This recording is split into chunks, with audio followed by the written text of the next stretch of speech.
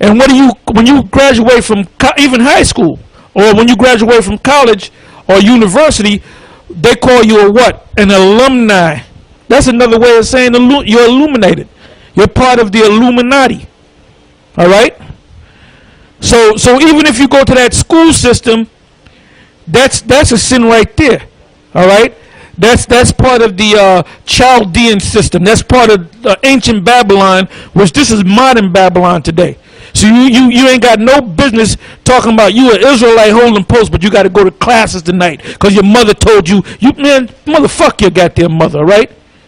If you're a grown ass, if you're 18 years old, really if you're 12 years old, your mother can't say nothing, but in this society, it's 18. Here you are 22 years old, still going to college because your mother told you, man. Nigga, you are dead. You are fucking dead while you liveth. All right? Go ahead. 2 Corinthians. Like I said, the Most High gonna get rid of a lot of you, man. A lot of you guys that came to this truth that ain't rooted and grounded, and them demons are on your ass, man. They're looking at you. They're taking notes, so to speak. Looking at your weaknesses. They'll look at your woman. Yeah, I can get him through his woman. Yeah, I can get him through that job. Yeah, he like to play the lotto. He like to play Powerball. You know, I'm gonna make that nigga hit Powerball to get him out the truth. You know? Go ahead. 2 Corinthians 6 and 14. And we're not feeling sorry for you niggas that fall off. Well, guess what? See ya, and I wouldn't want to be ya. That's the attitude I have about you, all right? I'm not going to go, oh, brother, you all right, brother? Are you okay? Can you make it? Are you, everything's all right? I was going to study, but I'm just going to hug up on you and try to lift. We're not, brother, you better be strong, man. You better be strong. Give me Ephesians. Give me Ephesians. And y'all should watch that movie, The Terminator, the new one with John Connor. Them motherfuckers are rugged as hell, man. You know? When you watch that movie, they were rugged. If a motherfucker got weak, man, they just said, look, tie that motherfucker up and leave his ass there, man. You know? All right, go ahead, brother. What I say? Okay, Ephesians, right? Ephesians 6 and 10. Go ahead. Ephesians 6 and 10. Finally, my brethren, be strong in the Lord and in the power of his might. So who's this? This is Paul speaking. He's saying, finally, my brethren, be strong in the Lord and the power. You got to be strong in this thing. The Most High ain't dealing with weak people. The scriptures do say bear the infirmities of the weak, but we're in a time where you better man up. You better be strong in this thing, because Satan is looking to devour thee, man. All right? Satan is like a lion ready to devour thee, okay? The Lord told Peter, Satan is looking to sift thee as wheat, meaning break you down, man. Break you down, put elements on this side and elements on that side. All right? He told that to the head disciple, man. And because the Lord was able to see Satan. And the Lord Yahushua was able to see his plan. He said, look, Satan's looking to get you, man. You know? So the Lord prayed for him. Go ahead. I got some. 1 Peter 5 and 8. Be sober, be vigilant, because your adversary the devil, as a roaring lion, walketh about, seeking whom he may devour. So what does a lion do? They say a lion is brave and the courageous lion.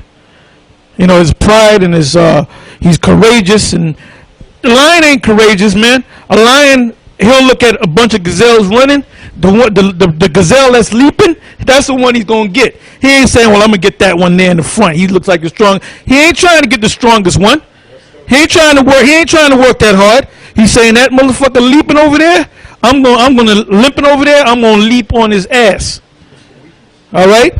He looked for weakness. That's how a lion works. That's how a lion operates. He looked for the weakest gazelle or the weakest animal or weakest deer or whatever. All right? Go ahead. Whom resist. So a nigga in the brother in the truth that's weak, brother, Satan is watching your ass. He said, that nigga look weak, man. Let me pounce on that. I'm not going to deal with that guy that's in the power. He's the spirit is dealing with him. He's on fire. I'm not going to deal with him. That's too hard to break him down. Let me get this little weak nigga over here that's making phone calls with other niggas that don't believe in the Most High. Go ahead. As a roaring lion walketh about, seeking whom he may devour. The Most High, Yahweh Shem Yahweh Shai, we in the time now where the Most High is bringing in the men, the strong men, the true prophets of the Most High, and the rest of you clowns that have slipped in this thing unawares, you're getting weeded out. All right? You're getting pushed out. Go ahead. Whom resist steadfast in the faith. What does it mean to resist? Look up the word resist, brother. Verse 9. Read again. It says, be sober, be vigilant, because your adversary the devil, as a roaring lion, walketh about seeking whom he may devour. Whom resist steadfast in the faith. Whom resist steadfast in the faith.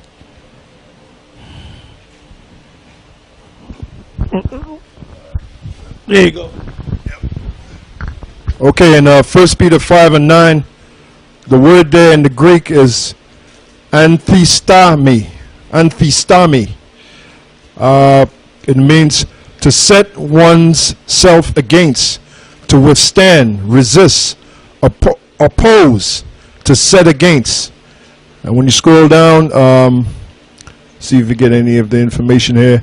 To set one's self against, to withstand, resist, oppose. So you got to be strong to do that, man. You got to build up your spiritual muscles to do that. You got to build up your mind to do that. You got to build up your spirit to do that. Go ahead. Whom resist steadfast in the faith, knowing that the same afflictions are accomplished in your brethren that are in the world. But the power of all grace, who hath called us unto his glory, eternal glory, by Yahweh Shai, after that you have suffered a while, make you perfect, establish, strengthen. Yeah, this ain't no cakewalk, man.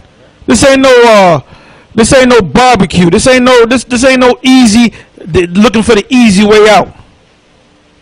See, a lot of you guys are looking for the easy way out. You know, like it's a movie. Okay, cut. Like, bring in a stunt man. All right, let the animal fall on his head. All right, you go back out. You come in. All right, put the makeup on. It don't work like that, man. Anything could happen out there in the camp, man.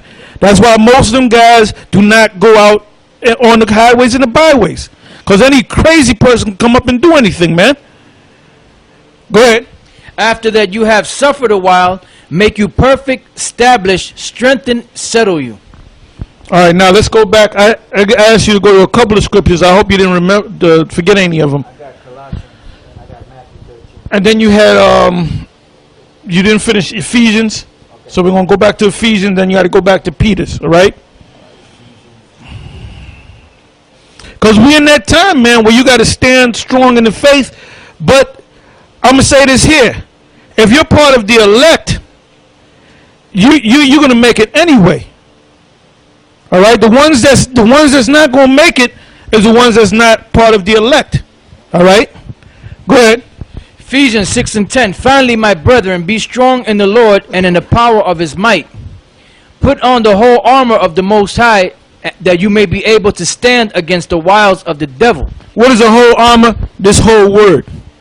All right, you just can't know the truth and have a smooth face. That's not putting on the whole armor. You got to keep the laws. You got to keep the laws, statutes, and commandments. Now, does keeping the laws, statutes, and commandments save you? No. It's already predestined. It's in the book of Ephesians, already predestined whether you're going to be saved or not. All right?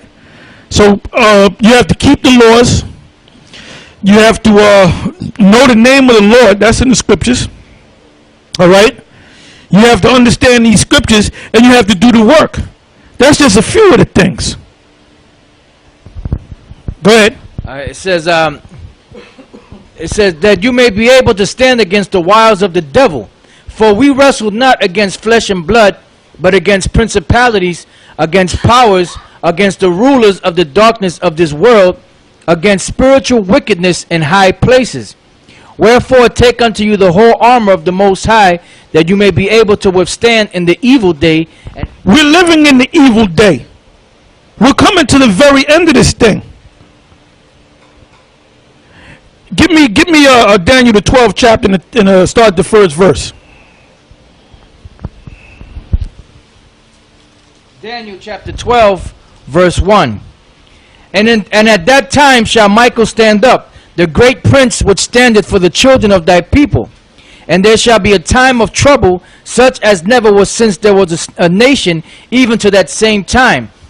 Now, you know, during the time of 67 to 70 AD, even into 73 to 74 AD, the Romans besieged Jerusalem. That was a hell of a time. It was so bad that Israel was eating their own children. Because the Romans, them Edomites, they stopped anybody from going out or anything from coming in.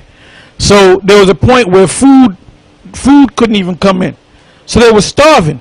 So when you read that history, they were eating their shoes, they were eating their leather belts, they were eating grass, they were eating leaves. Then they ran out of that, so they started eating their own children.